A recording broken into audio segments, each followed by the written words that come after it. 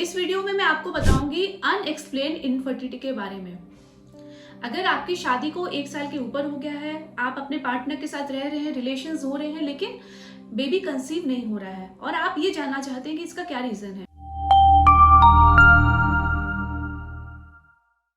अगर आप अपने इनफर्टिलिटी स्पेशलिस्ट से मिलेंगे तो वो आपको 4 बेसिक टेस्ट करवाने के लिए बोलते हैं।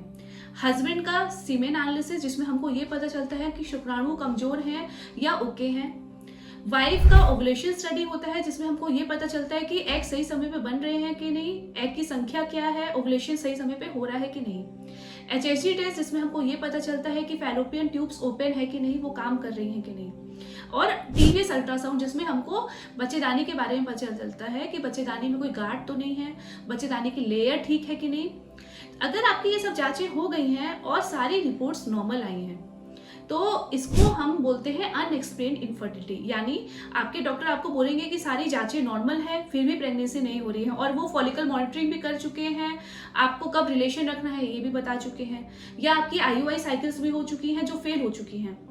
ऐसे केसेस में हम आपको IVF में एडवाइस करते हैं कि आप IVF कराइए, सही समय पे करवाइए, क्योंकि ऐसे केसेस में कुछ हिडन फैक्टर्स होते हैं जिसकी वजह से प्रेगनेंसी नहीं होती है। वो क्या हो सकते हैं?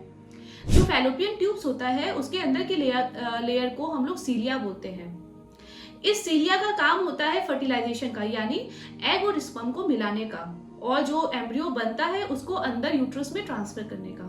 अगर ट्यूब्स ओपन है लेकिन उसका सिलेरी एक्शन अच्छे से काम नहीं कर रहा है तो आपके ट्यूब में या तो फर्टिलाइजेशन नहीं होगा या तो एम्ब्रियो बनने के बाद ट्रांसपोर्ट नहीं होगा। ऐसे केसेस में जो बेबी है वो कंसीव नहीं होगा। दूसरा एक रीजन हो सकता है फर्टिलाइजेशन नहीं होने का। अगर एग की लेयर, आउटर लेयर क्यूमुलस बहुत टाइट है, जिसमें स्पर्म अंदर जा नहीं पा रहा है, या तो स्पर्म वीक है, उसके अंदर जो एंजाइम्स होते हैं जो ब्रेक करते हैं एग की वॉल को, वो एंजाइम्स नहीं है या एंजाइम्स बन नहीं रहे हैं, तब भी फर्टिलाइजेशन नहीं होगा। तो अगर फर्टिलाइजेशन नहीं हो रहा है तो प्रेगनेंसी कंसीव नहीं होगी। तीसरा एक रीजन हो सकता है इम्यूनोलॉजिकल कॉज। इम्यूनोलॉजिकल कॉज मतलब अगर महिला के अंदर कोई एंटीबॉडी बन रही है जो एम्ब्रियो को चिपकने नहीं दे रही है या बेबी को कंसीव नहीं होने दे रही है।